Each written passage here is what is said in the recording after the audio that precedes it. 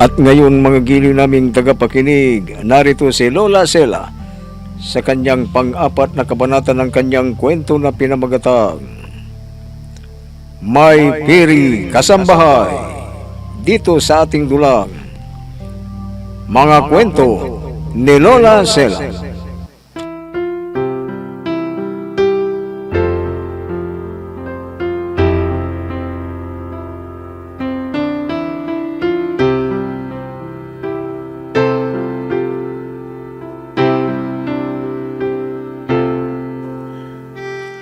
Pumunta si Lisa sa bahay ni Lukri at doon niya nalaman na lungkot ang mga anak ni Lukri nang di nakauwi ang kanilang ina. At nalaman din niya na nagtampo ang anak ni Lukri na babae sa kanya. At nalaman din niya kung ano ang masama niyang pag-uugali. Ang akala niya ay matatapos ng kanyang parusa. Ngunit, may isa pa.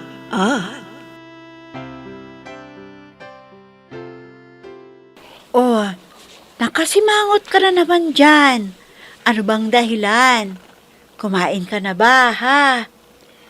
Ay nako, hindi ako gutom. At kahit anong ipakain mo sa akin, wala akong gana. At hindi masarap ang aking panlasa. Bakit? Ayaw mo na bang maging amo, ha, Lukring? Ayaw ko na. Ang usapan ay usapan. Kailangan na magawa ni Lisa ang kanyang misyon bago bumalik sa dati ang lahat. Ganon. Naku, paano ko makikita ang mga anak ko? Kung maging dalaga at binata na sila. Sige na, ayoko na. Ibalik mo na ako sa dati. OA mo naman, relax muna. Pagbaguhin muna natin ng todong-todo si Lisa. Bigyan natin ng isang pagkakataon para masuri natin na totoong nagbago na siya. Wait ha, may ibibigay si Lisa sa'yo. Wait lang. Lisa? Lisa? Halika na, Lisa. Hoy, ano ba? Naku, ano ba naman to? Lukring? Ay, naku. Kung ano man yan, hindi ako mapapaiyak niyan, no?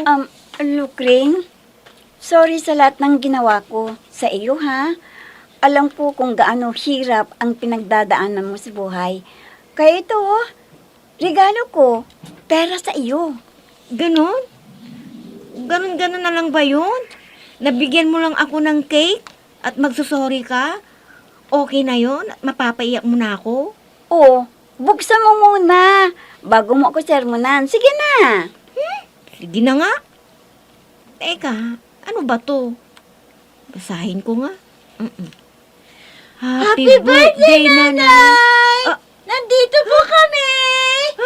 Ang mga anak ko! Nandito yung mga anak ko! Ang mga anak ko! Happy birthday! Happy birthday to you! Sinurpresa niyo Happy naman ako! birthday! Happy birthday, Salamat! Nanay! Salamat sa iyo, Lisa! Nanay! Salamat at nakita ko ang mga anak Happy ko! birthday! Happy birthday, Nanay!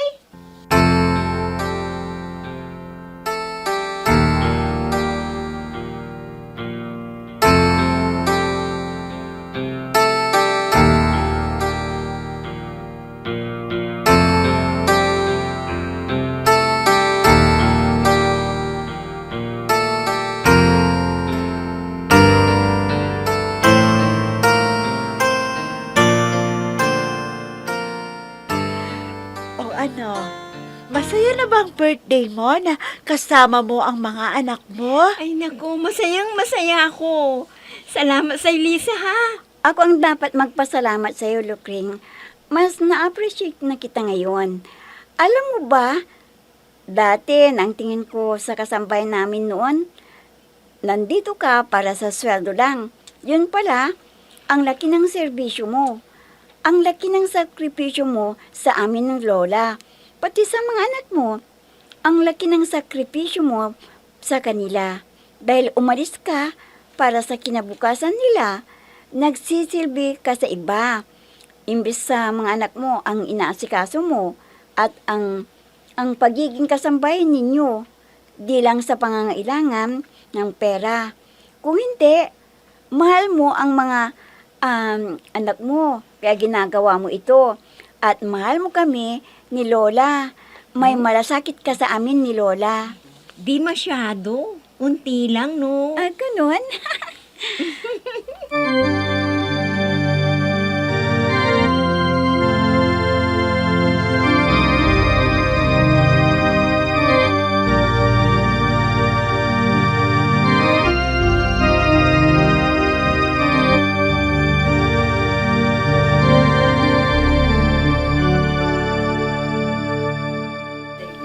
Fairy, ano ba ito? Kasi ilang beses na din nangyari ito. Yung wish mo, di madaling magbalik. Pero natututunan mo ng ibang leksyon at hindi ito sapat para mabuo ang iyong pagkatao. Ganon? Humingi nga ako ng advice na nasira pala yung pagkatao ko. Lisa, may lihim ang nakaraan na hindi mo gusto malaman. At may lihim sa iyong isipan na kailangan na masagot at dadalhin kita sa isang misyon. Dinadaya mo ako, no? Wala sa bokabularyo ng mga peri ang mandaya. At isa pa, ikaw ang may kailangan nito at hindi ako. O ano, handa ka na ba? Para din sa iyo yung pagkatao. May choice pa ba ako? Sige, pupunta tayo sa isang lugar na kakaiba at doon mo malalaman at bubuuin ang iyong pagkatao.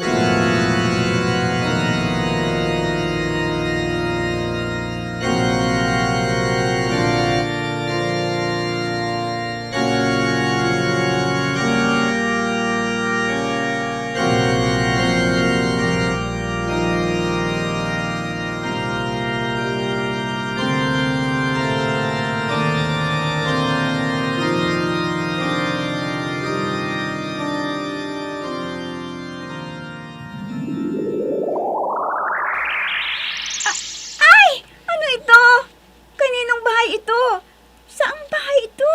Tayo. Dito ka mamamasukan bilang kasambahay. Ano? Oh, hindi mo yata gusto ang hamon na to. Ano ba naman ito? Nakaalis na kami sa pamamahay na to! Aalis na kami. Ale, anong nangyayari? Nakaw, yaman nga nila pero ayaw namin dito. Ayoko na. Aalis na kami dito. Ayoko na talaga. Babay na! Huwag na kaya dyan. Tingnan mo, oh. May sinyalis na may warning na sila sa atin. Di ba? Pwede talagang, baka kung ano na yan.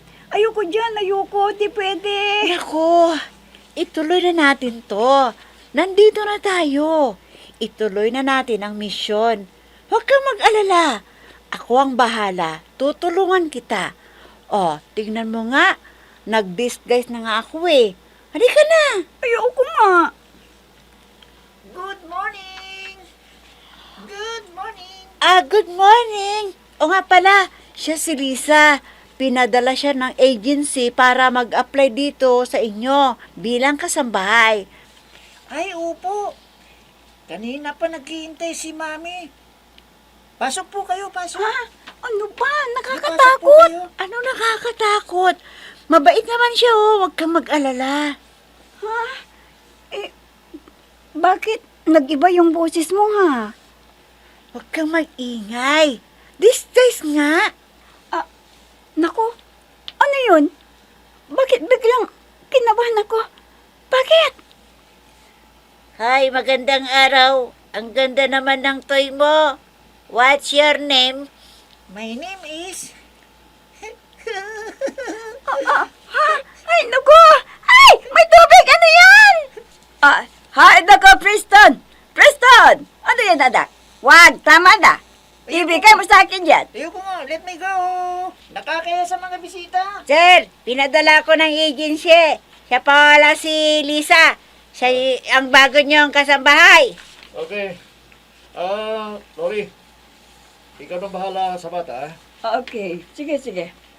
Lori, Pabayaan mo na yung bata. Ah, ha? Pabayaan? Ay, nakakaloka! Sige na, Preston. Play ka na. Sige na.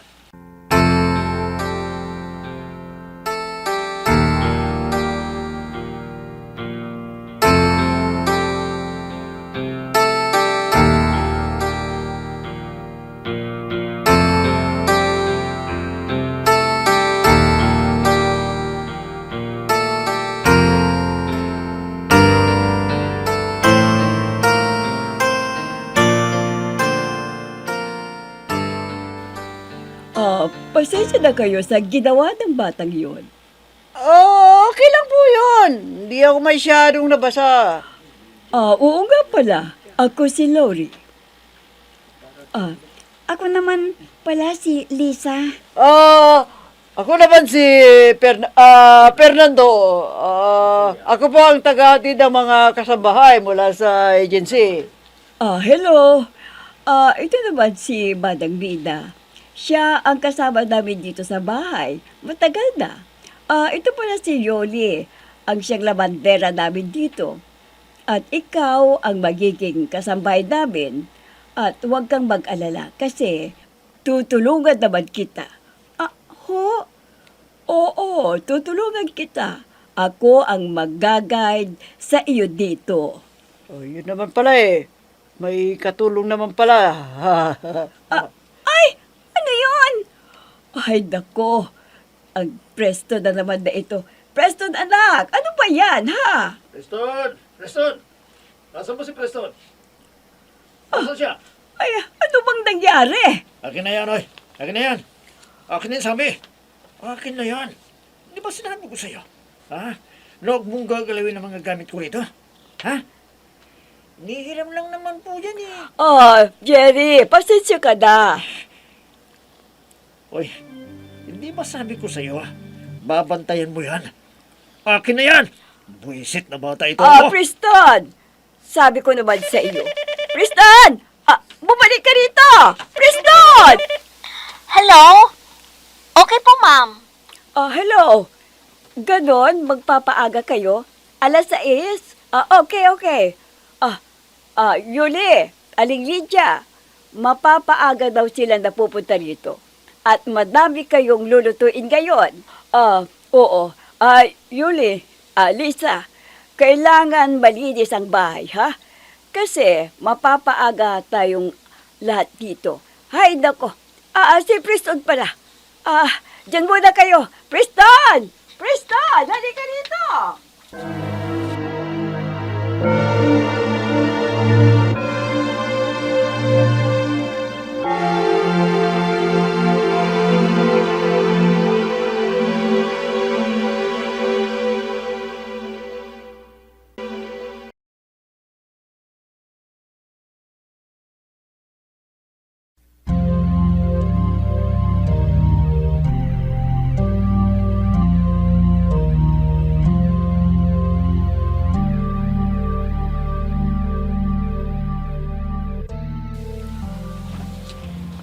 Ay, alam mo, ganun talaga yung batang yun.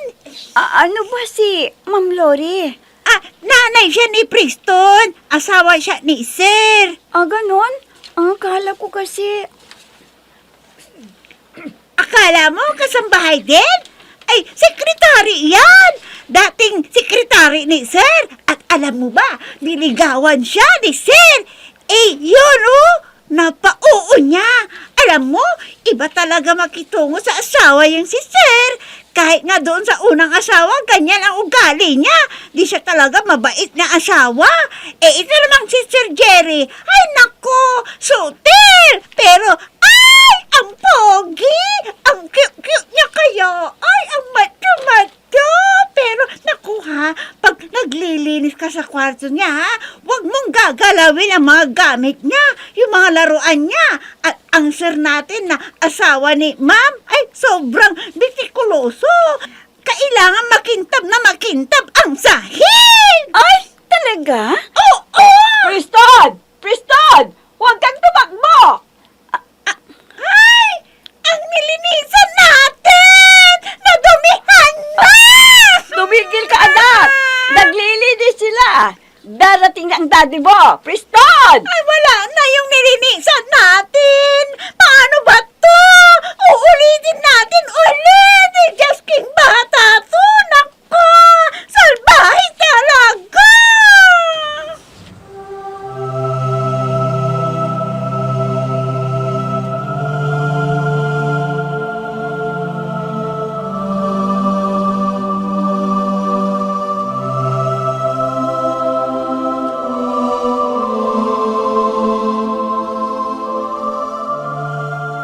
Ay, makaluto na nga.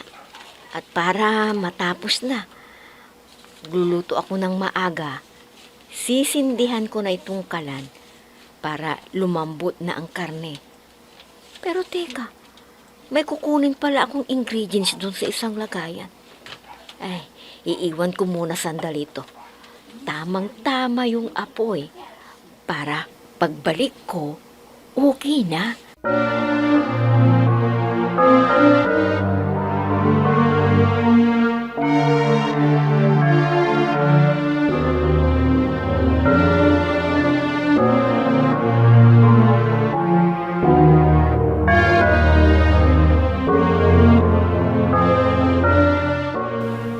Ay, naku, nakakapagod. At masakit na ang likod ko. Aray. Ako din eh. Kasi naman di dapat ganito. Ay nako, kasalanan lahat na ng batang yon. Ang kulit-kulit. Napakakulit talaga. Ang asurang batang yan. Ay, sarap tirisin. Anong sinabi mo? Sino titirisin mo dyan, ha? Gusto mo ikaw ang tirisin ko dyan? Parang kuto. Alam mo, Preston, ba't yung sinasabi mo? Ba't ka dyan? Ano? Ha? Anong alam mo sa English na yan, ha? Pa-English ka pa eh. Katulong ka lang naman dito eh. Ha? Alam mo, ibang klase ka rin, ah? Sutil ka talaga. Kanina ka pa eh. Alam mo, you're a bad kid and you have a bad mouth. I can feed you to a very big shark if I want to. So what's your mouth, kid? Oh, ano? Natigilan ka, no? Be! Halika na, wag mo nang patulan yan. Eh, masaba ang ugali niyan eh. Halika na.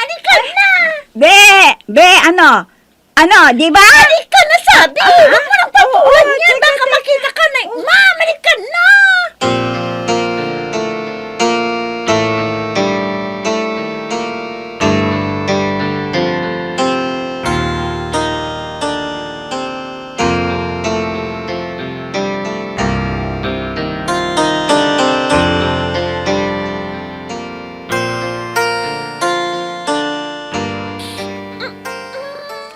Ito pala ang kwarto natin. Dito mo ilalagay ang mga gamit ko?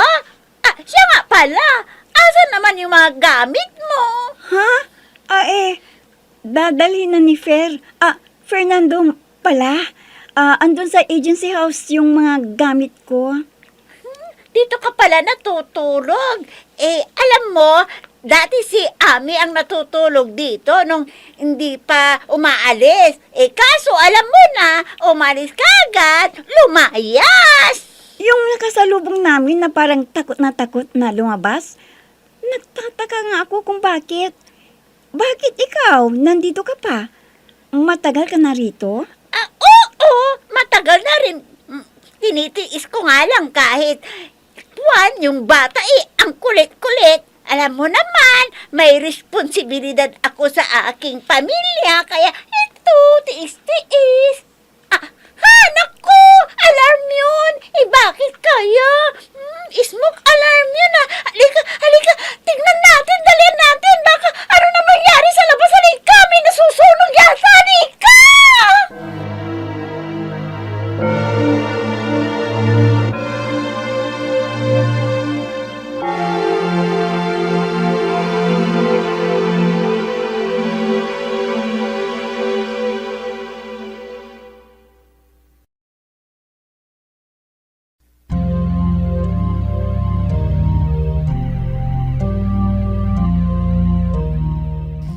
Ano kaya ang magiging kapalaran ni Lisa?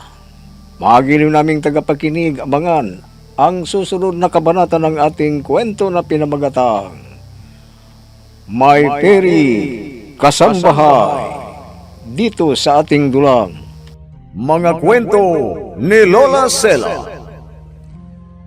Mga nagbigay buhay sa ating dula. Myra Abrihal Narnula, Susan Malignem, Ami Diaz, Oscar Ora, Robert Di Guzman, Jun Cabato, Eva Alcoreza. Technical Supervision at Musika, Oscar Ora. Nilapatan ng tunog, Robert Di Guzman. Sa panulat at direksyon, Emma Dalupe. Mga kwento ni Lola Sela. Inihahandog ng IFRE Recording Studio para sa pambansang radyo ng Pilipinas, Bombo Radio, Philippines.